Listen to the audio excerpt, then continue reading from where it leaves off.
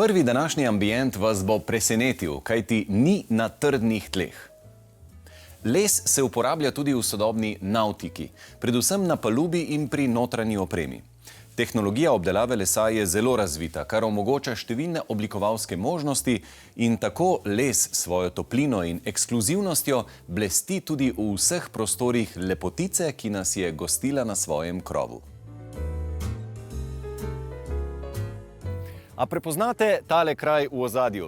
Seveda, to je eden in edini Piran. Ampak zakaj smo danes tukaj, na vodi, na morju? Zato, ker vam želimo pokazati en prav poseben ambient, ki je plod slovenskega znanja in razvoja.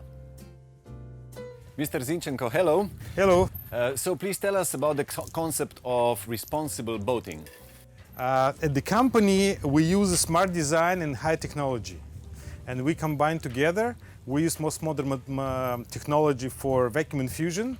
It's less penetration on the human and the environment and compared to wet lamination technology.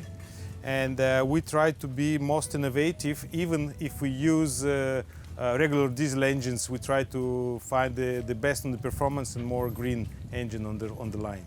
Okay, when it comes to materials you built into your boats, the sustainability isn't just a buzzword, is it? Yes, it's true. We try to use the most sustainable materials. For example, the polyethylene foam which we use for a structure, it's recyclable from the plastic.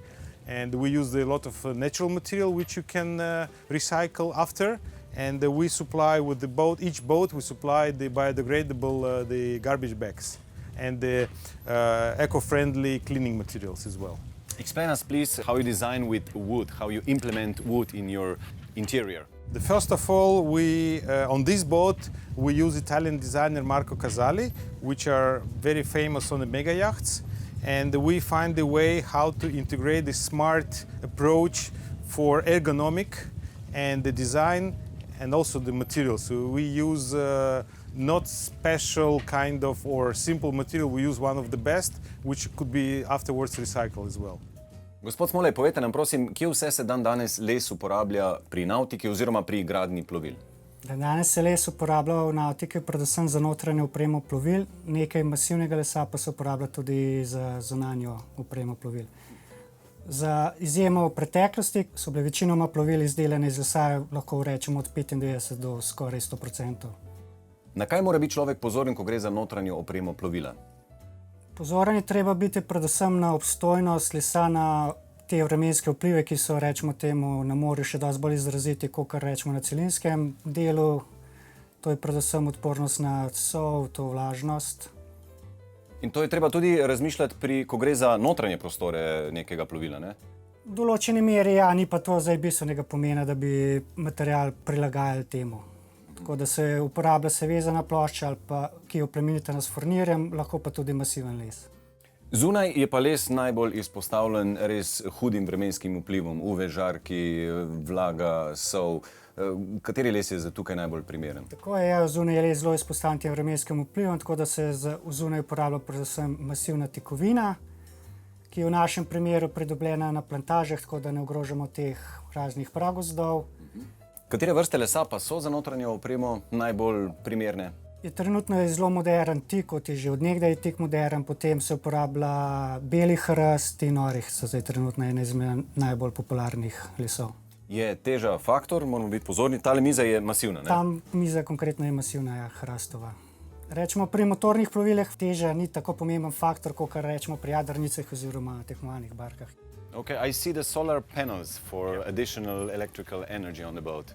Please explain us about them. You know, the boat, we say it's not the house, but we try to make boating as close to get environment like in the house. It means we offer a lot of appliances like a fridge, full-size induction cooking stove, ovens, and it needs to be a lot of energy. And for this energy, in traditional boat, producer use the diesel generators, and we offer the solar panel, which supply exactly energy for these appliances. It means you can stay without any pollution, without any noise and exhaust, and have a free of charge clean energy from sun.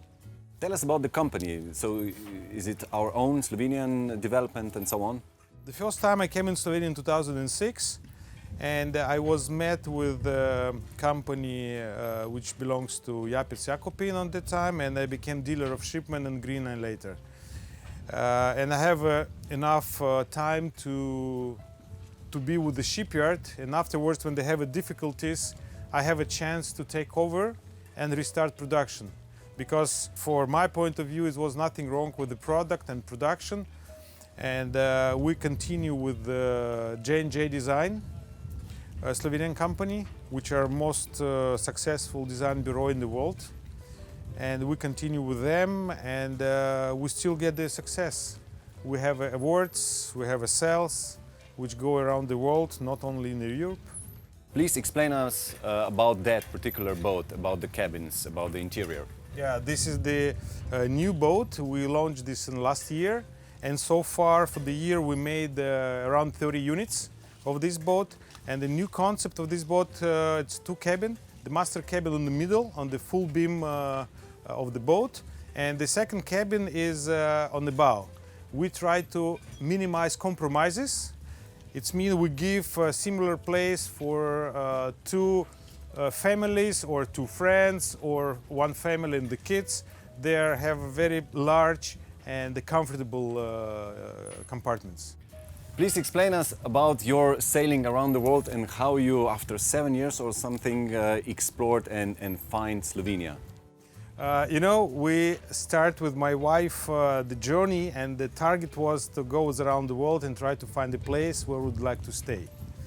And 6 times we crossed Atlantic Ocean. Wow. We was in the Europe and Caribbean islands, in the United States and everywhere.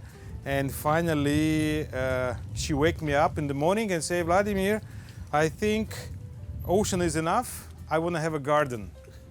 And that happens in Antigua. And I say, okay, I have to go buy the shovel and try to open the garden. She said, no, let's go to Slovenia.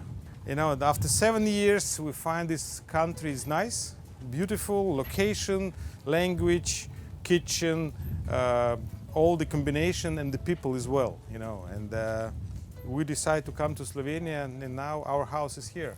So I guess it's a long way to paradise. It's, yeah, the long way to paradise, you know, it shouldn't be shortcut.